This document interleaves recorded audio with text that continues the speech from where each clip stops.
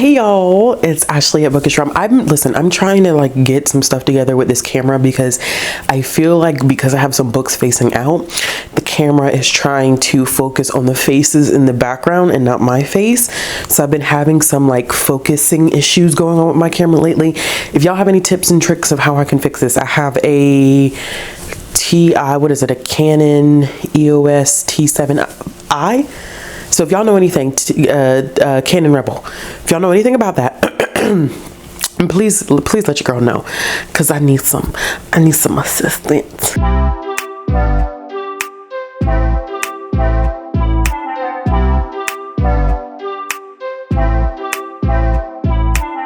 So today's video is actually my patron pick for the month. So every month my patrons get the opportunity to vote on a video, and then that video is uploaded later on in the month. This is this month's pick. We had some interesting topics that we could have picked from this month, and we decided to go with the 10 written, damn, how am I finna title this? So we decided to basically go with the 10 books that I thought are the best written books in the world. I'll figure out the title and how I'm gonna work this. I don't even know how I put it in the poll, which is amazing that I didn't think to look this up before. And anyway, so the ... according to me is a preface for everyone out here who's gonna want to argue with me about the 10 greatest books. Well, why haven't you read this? Why haven't you read this? I don't really think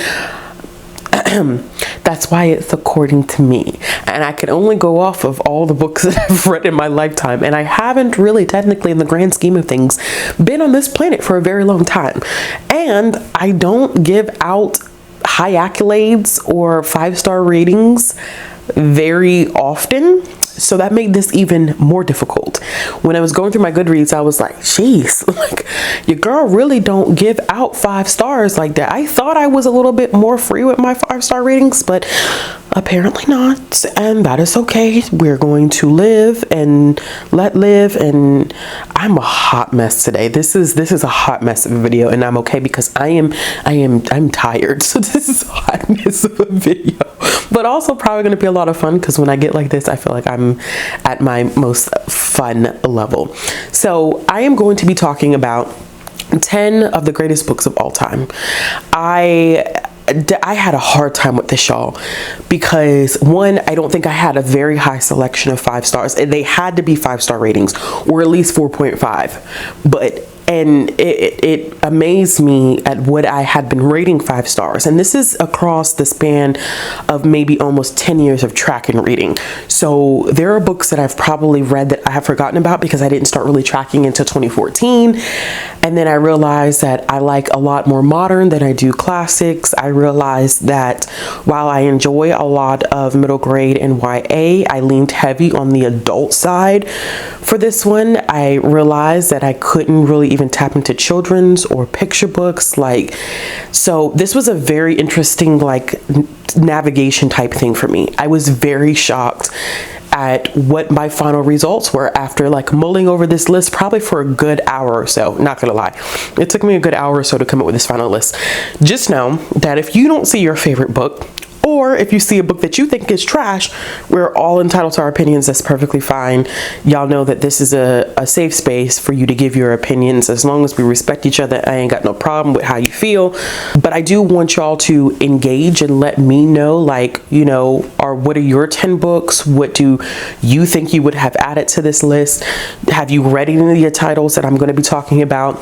This is a great point to also maybe discuss in the comments what makes a book great to you, because I think our definitions are going to vary. So for me, a great book, because I am an emotional person, a great book for me is going to be a book that moves me emotionally, and not a lot of books do that.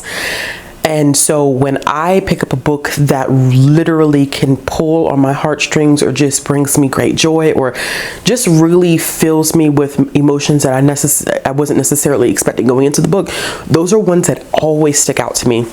And so with these, you're gonna find some very, very interesting titles. But I'm already done a 5-minute intro, so let's go ahead and jump in. Okay, so the first one on this list is probably going to be a surprise. I don't even know if people really realize that I've even read this book because it's so deep in the trenches in terms of like where my Goodreads list is, and that's Atonement by Ian McEwan. I read this for the first time when I was in high school. I had one of the best English teachers ever in high school who really challenged me, but also let me explore what I wanted to explore. And I feel like he reignited my joy and passion for reading. I learned about annotating and didn't even really realize, you know, we talk about annotating now in the community, but I didn't even realize that I had already been annotating since I was a junior in high school, because that was what he was teaching, and I didn't even realize that that was the name for what I had already been doing. But he was just great, and I had him for 2 courses, or maybe 3 at this point, who knows. So he decided one semester, now keep in mind, I can't remember what class this is, he decided that we were going to read Atonement, and I think Atonement had either released within the past year or so. I think it was fairly new, or maybe it was a little older. The movie adaptation had just happened. And so we ended up reading the book, and it wasn't until we went and we discussed the book and we started analyzing the book and we started really looking at how the characters were developed, what ends up happening when that big reveal comes at the end of the book. It really screws with the idea if anything in the book could possibly be true. So the book itself follows a young girl who catches her sister having some flirtations with a man, and she's young at the time, so she doesn't really understand what's going on between the two of them. So she ends up accusing him of something that she thinks is happening, but it's not really happening, and it just really has strong repercussions that we learn about at the end of the book, and you learn the reality of the situation. I'm trying to tiptoe around what this book is about because I really don't want to spoil it, but it is in the end of the book that you really can appreciate what Ian has done with the story itself, and it makes you look at the reality of this main character and whether any of this story has truly ever existed.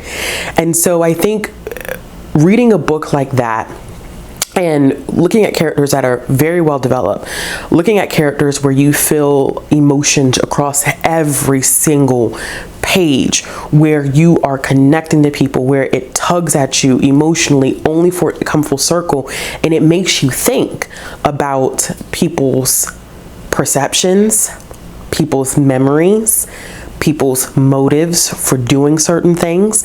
And I wish I could tell you the end of this book, but that is the joy of reading it, and I don't want to spoil that for anybody. Like, I really just think that this is one that you kind of have to go into, because it's more than just someone makes a mistake and she's trying to atone for that mistake. It goes way beyond that. And so you get this dynamic cast that is trying to really figure themselves out, their loved ones out, all in the midst of World War II. So there's a lot going on, and the writing was just so beautiful. The storytelling, the structure of it, and how he's able to build everything up to that point where you drop the book, you read that last page, and you're like, what in the world did I just read? Like, I remember having to go through that last portion of the book several times, trying to really get a grasp of like, wow, like, what was he really doing with the story? What message was he really trying to send with the story? And I remember coming to that revelation in class with my teacher, and it is a book that will stay with me for a very long time. And it's amazing that I've never ever talked about Atonement on the channel, like ever. I've never talked about Atonement, but it is and I've talked about every single book that's on this list except for Atonement, which is wild to me. But I definitely need to do a reread of it, and I know that it's just one that it's a beautifully written book, one of the best books ever written, in my opinion. The next one on this list is one that I have talked about quite frequently, and I talk about how this is a book that has intimidated me and has steered me away from reading more of this author. This is a book that I feel like to be a first novel, and to to really capture what she captured in this story. I mean, there's no way I could have not included this on this list, regardless of how intimidated I feel by her as an author. And quite frankly, I think that a lot of people, you can choose anything, I think, from her repertoire and say that it is one of the greatest books written of all time. So that is The Bluest Eye by Toni Morrison. And y'all, it is, oh my goodness gracious, this is a sad one. This is a sad one. But before I go into the description of it, I just want to talk a little bit about why this book probably for me was so emotionally impactful. Is that I grew up in a time and in a community where having fairer skin, you know, a certain texture of hair, having lighter eyes meant you were more beautiful.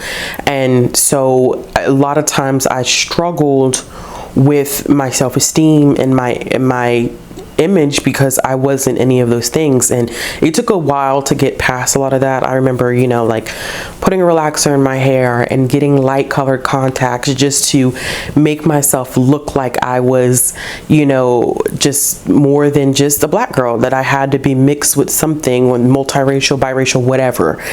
And it's heartbreaking, but I think that that is definitely something that is captured in this book. So this book follows a young girl by the name of Piccola who wants her eyes to be blue so she can be as beautiful as all the blonde-haired, blue-eyed children that she sees in America. And she spends a great portion of the summer wishing for blue eyes.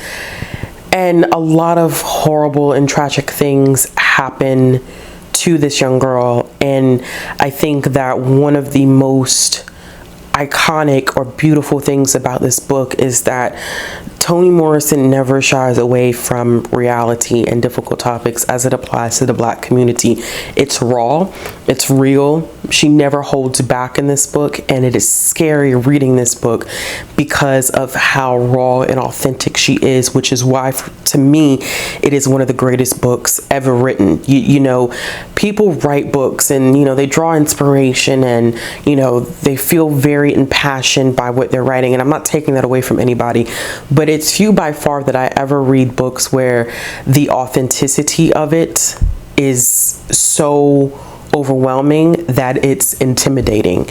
And I don't mean intimidating as in like, you know, she is an author I will never ever read or anything like that, but facing reality of a lived experience sometimes is very hard. And Toni Morrison never ever holds back on that. And having to face your own internal demons, especially when it came to this little girl wishing that she looked different. Having been a little girl who wished she looked different, I had to face those internalized demons, and she forced me to do that. And I think that's a gift and an ability to hone in on your craft that every writer doesn't necessarily have. And so I won't be shocked if I go into more of her books and find them, you know, just as if not more iconic and worthy of being on a list of best books ever written. But there's no way I could have ever created this list and not put this on here. The next book is a book that I recently talked about, and I haven't read this book in years. I was saying that I need to do a reread. I actually need to get a new copy of this book because I think I'm gonna pull this one off of my shelves, y'all, because this one looks like I didn't ever notice it before, but it looks like it's a little water damage. And that is The Life of Pi by Jan Martel. This is a book that won the Man Booker Prize, and I haven't read many books that have won the Man Booker, but I've read this one, and my goodness, this is one where I feel like the greatest story, one of the greatest books that's ever been written, is the storytelling. This was not an easy book for me to make it through. I read this with a group of my sorority sisters, and I think I was the only person who ended up finishing the book. And I think this was right around the time that the adaptation had come out, and we decided that we were going to pick up the book and watch the movie. And like I said, this is the only person who finished. I did end up watching the movie. But the storytelling is this. It's about a family who is trying to make their way to the Americas through Japanese cargo. Things go completely wrong, and so our main character ends up on a boat with a group of animals. And you follow this journey in him trying to survive with these group of animals on the boat with him. But like Atonement, there is a aspect of this story that makes all the pieces of the puzzle fall together at the end of the book. And it is beautiful, y'all. I don't know how to describe it. Like, it is beautiful. It is unmatched. I had never read a story and built or structured like this. And it's weird, like, for this and Atonement, it's kind of hard to talk about them, because if you talk about them too much, you spoil what everything is toward the end of the books. And so you kind of have to tiptoe and dance. But this is definitely a ode to storytelling, and how storytelling sometimes helps us work through things, and how sometimes we use see, here I am. Sometimes we use things to help us navigate traumatic situations that we've been through. And that's all I can say about it, because I keep feeling like if I go any further, I'm just going to tell y'all the book, and I don't want to do that, but definitely had to include Life of Pi on this list. What's interesting about this list too is that I decided to include some graphic works, because there are two in particular that stand out to me as some of the greatest that's ever been done. I know that there are some comic people who would disagree with me, but for me, I mean, these are two standouts. And the first one, of course, is going to have to be Persepolis by Marjane Satrapi. This is a complete Persepolis, as you can see. I have read this book multiple times, like multiple times. Bree and I read it for the comic book club this year, but I never get sick of this story. I mean, I'm holding it now, and I low-key want to go back and reread it again. I also love the adaptation of this. I think it's great. This follows Marjane in her adolescence as the Iranian Revolution begins, and she does a lot of deep diving into the history of Iran and how colonialism has impacted Iran, and how people have this perception of Iran and don't know anything about it. And it's interesting because those countries that have colonized or have stuck their hands into Iran don't want to take any responsibility. I'm looking at you, United States, Russia, and Great Britain, okay? Stuck their hands into this country for its oil, and have given no regard to the impact it would have on its people, its community, its culture, and how people now in the 21st century still view Iran. And so she heavily details her experience in the transition and having to leave the country for her safety, and how much death and turmoil that she saw. But even within that, it is a coming of age story. And so we get to see kind of like these parallel stories of what is happening in the country at the time, but also how she's just navigating being a woman, like just the everyday things of being a woman, the ups and downs of, you know, going through puberty and going to university, and, you know, with her being in, I forget where she went in Europe. I don't even want to get the country wrong, but going abroad to study and being looked at like, oh, you're Iranian, and, you know, you're a brown woman, so people are going to look at you sideways just to begin with. So just even that, just that within itself. I label this as one of the greatest books ever written, in my opinion, because it is a graphic work, okay? Let's just put it out there.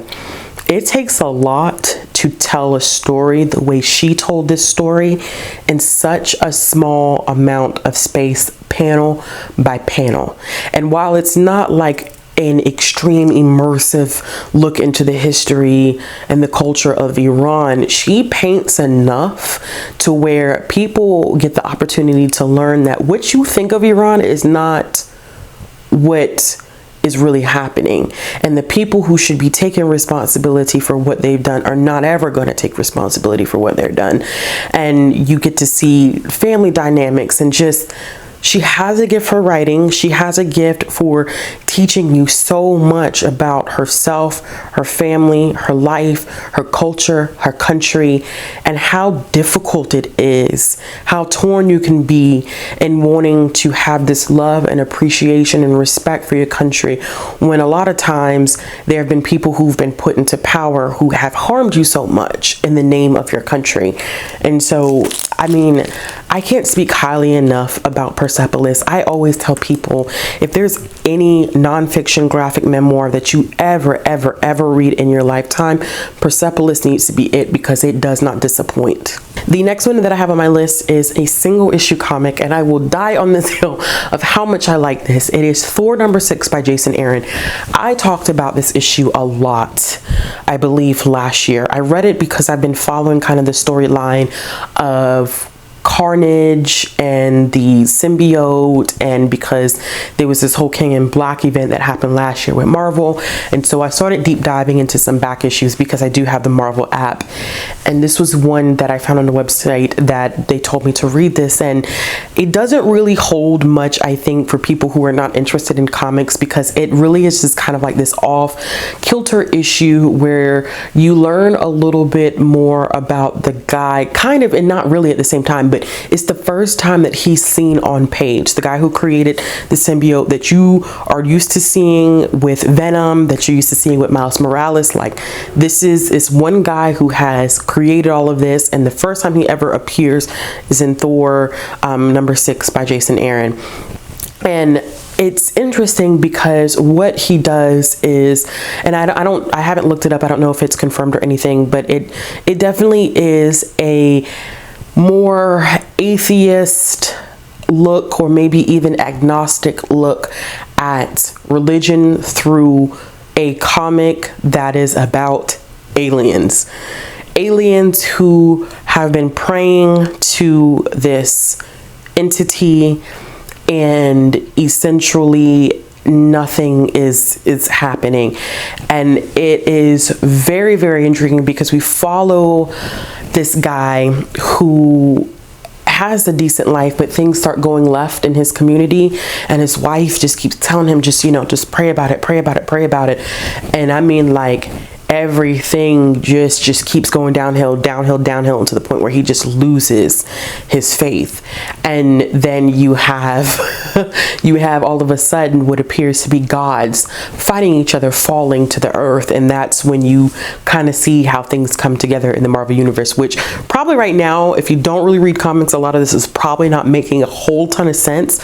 But the whole idea of religion versus just accepting fate for what it is and not relying on any entity, even me as a spiritual person, I found it very intriguing. Some people may say that it is obvious, but I had never seen a comic tackle religion in that way and have so many overt opinions and thoughts about religion and the role that it plays in humanity and how people treat each other.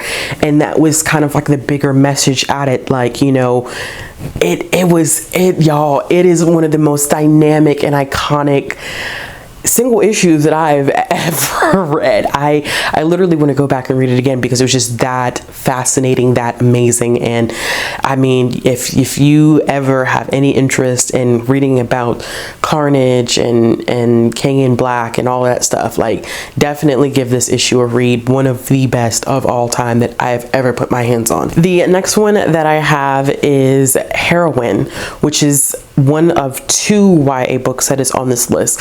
And Heroin came to me at a very interesting time. It's by Mindy McGinnis. I read this probably fall of 2019 because I think my daughter was just born. I read it in a couple of sittings, and even by the cover you could already tell that this is an interesting one, where we start off with the thought and idea of like heroin, like the heroine of a story, and then the text fades. I mean, you can see the cover, it fades into the actual drug heroin. I think that this book is of its time in that it really tackles the opioid crisis in a way that's so daggone realistic that there's no way. I have never seen anything on a YA level.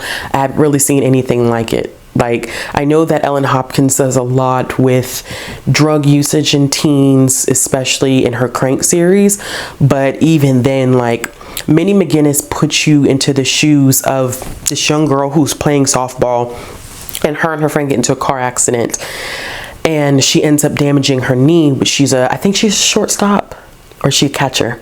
She's a catcher. Yeah, she's a catcher. And she damages her knee. Of course, you know, she needs her knee in order to be able to play softball. Her team is really good. They're supposed to be going to a championship game, the whole nine. And unfortunately, you know, this is the possibility is that it's going to hinder her. So she gets her leg worked on. She wants a speedy recovery. They're telling her she can't. They do put her on Oxy in order to help with the pain relief. And her friend who ended up injuring her arm, she also ends up on Oxy. And so the paralleling stories, you don't really get a whole lot of perspective. You don't get her perspective, but you see her through the main character's eyes. You see how strange I think the opioid crisis is, in the sense that everyone who takes opioids doesn't necessarily become addicted. There are some people who can take a dosage of opioids and be fine, and others who, once they get on, they can't get off. And so we see the two of them, the different routes that they take, where her friend takes her normal, you know, routine of Oxy and she's fine. And then our main character, she gets on Oxy and she cannot get off. And so Minnie McGinnis doesn't shy away from allowing this character to, I mean, literally hit rock bottom. And there is no pleasant ending for this. This is not a magical YA book where, oh, everything gets better. No, this book ends on a rough note. And so once again, it's one of those books where it pulls in reality so hard that I don't always see that in YA. I think sometimes YA can, and I'm not saying that it's fluffy, but sometimes we can wrap things up in a box, put a bow on it, and everything's neat. Where this grittiness that we're getting with Mindy McGinnis is, holy crap, y'all. It's something in itself, man. I have never, and a lot of times it gets me so tongue twist and at a loss for words, because I have never read a book and then immediately just was like, wow, I mean, this is like reality. And to see so many teens who are wrapped up into it and don't even realize how quickly one, you know, dosage of heroin can be your last. And so we see her battle with that. We see her, when I say hit rock bottom, I mean like we stealing from her mama, okay, to get high. And she doesn't shy away from all of the things that come with addiction. She doesn't try to make it pretty. She doesn't try to make it neat. She doesn't even give you, like I said, she doesn't give you a perfect resolution at the end. Like, your character is at the bottom still at the end of this book. She's, you know, she's doing what she can, but she's at the bottom. She's at rock bottom. So I don't want to say that this is one of the greatest books that's ever been written because of the horrible things that our character goes through. I say that because it is one of those YA books where it is real. And sometimes our kids need that, because sometimes our kids are the ones who are seeing this on the front lines more than we as adults are. And so I really appreciate her for kind of stepping out of the box and doing something like that. The next one that I have is The Best We Could Do, which is one that I read with Brie. Brie recommended this one to me that we could have as a comic book club recommendation. And yeah, oh my goodness gracious, y'all. This one for me was one of the greatest graphic works, and I said I only had two, this is the third one, that I've ever read. One of the best ones ever written, because it's multifaceted, just like Persepolis. So we're getting the story from the perspective of a young woman who's just had a child, and she is going back and telling the story of like her complicated relationship with her mother and her father, and she's explaining why the relationship is so complicated, but also giving us a perspective of the life of her mother and father and why they were who they were when they were in Vietnam, leaving during the Vietnam War and coming to the United States, and the sacrifices that they had to make, and how that trauma impacted them so much, and then that trauma then was passed on to their kids. And it is just this ode of, oh my God, I don't want to pass on the same trauma to my kid. But you never know until they're older. You don't know whether you're passing on that trauma. All you could do is try your hardest not to. And for me, it's one of the greatest books ever written, because it captures those feelings that I have so perfectly. I have never been through what her parents have been through, and I never have been through what she's experienced, but I come from a long line of generational trauma, a very long line of it, non-stop, never ending. And my biggest fear is passing that on to my child, but also reckoning with the reason why it's generational is because, you know, my mother experienced certain things that were traumatic to her, and she never got the chance to resolve those issues. And so she passed them along. It was, you know, it's how she raised me. And you have this thing where you have this fear and this need to break that cycle, but at the same time it's balanced with understanding why your parents are the way they are. Not saying that you can't hold them accountable. So I always say it's explanation, not justification. And that is what's captured so perfectly in this book. It's such a daggone good balance. I have never like realizing that your parents are not perfect and they've done some things. It's just like, that's horrible. How could you do that? How could you put us through that? And then also understanding that they had lives before we were even thought of. I have to keep thinking about how my mother had me at 28. She has 28 years of lived experience that I have no knowledge of. I can only imagine in those 28 years, what did she go through that informed who she became, that then informed how she parented me? And it doesn't mean that I have to excuse it, but it helps me understand why she behaves the way she behaves and how she raised me. And then it informs me to understand why I behave the way I behave and to stop it. And so my child doesn't carry on that burden. I get so emotional talking about this book because you don't find stories like that that have such a push and a pull of understanding that it is a very thin line between how your parents treated you, what they went through and what informed them, and how you treat your own children. It just, I don't even have the words, y'all. I don't have the words, and I don't want to cry on camera. I'm not going to do it. So one of the greatest. The next one that I have is In the Dream House by Carmen Maria Machado. I ended up reading this one for a vlog at the beginning of last year, I believe, or maybe it was the end of 2020, and it got posted, I don't know, I think it got posted in January of last year. And this is a nonfiction memoir about Carmen Maria Machado's experience in a abusive queer relationship. And the storytelling of this, it's the structure that makes this so unique, because it is a memoir. And it is an ode to how abuse in queer relationships goes unnoticed, because it is often not documented, and people don't look at it the same as people who are in het relationships, that it's not viewed the same, and how damaging that can be. I was so surprised. There were a couple times where the content in this one got to me so heavily because it reminded me of some things that I had gone through. But I think it was so nice because I don't ever speak about my experience, and I just don't, because I become an emotional mess speaking about my experience. But I felt so seen by this book, to see what emotions I had to process and what I was going through, seeing it on page.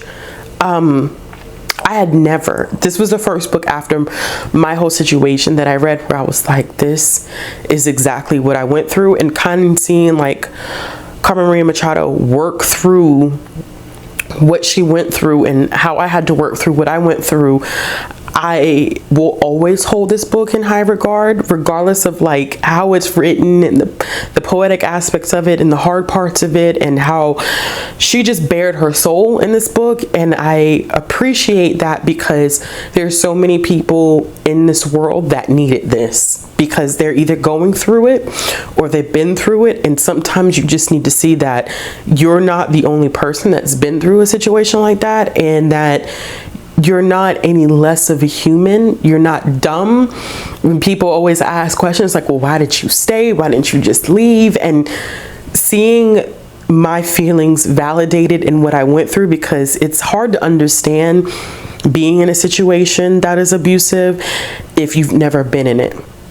And so seeing someone validate like I know how this feels. I know what you've been through. For an author to be able to do that instantaneously for me makes it one of the greatest books of all time. And I keep looking up because I get emotional every time I talk about this book because of how seen I feel. And that's why I always tell people, like, sometimes representation is such an important thing because people sometimes just need to be seen to make them feel like they're not alone and that they're not the only person going through it, because being in an abusive relationship or a situation with anyone can make you feel like you are so isolated and that you're the only person who's ever gone through it. You can know mentally like, oh, other people have gone through this, but in the moment you feel like, I feel so alone and no one understands. And from the moment that I started the first page of this book, I was like, I'm not alone and I feel so incredibly seen. Okay, now that I've trying to clean myself up here, I did not expect this to be an emotional video, but I did say like all these books tugged at my heartstrings.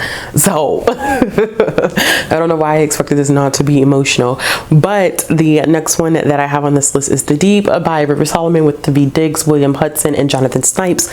I read this one in 2020 and I have a whole live show discussion on my channel, which I will link in the card symbol above. This is a book that doesn't really need an introduction, doesn't need any explanation, because so many people already know about this book. I think that this is one of the greatest books ever written.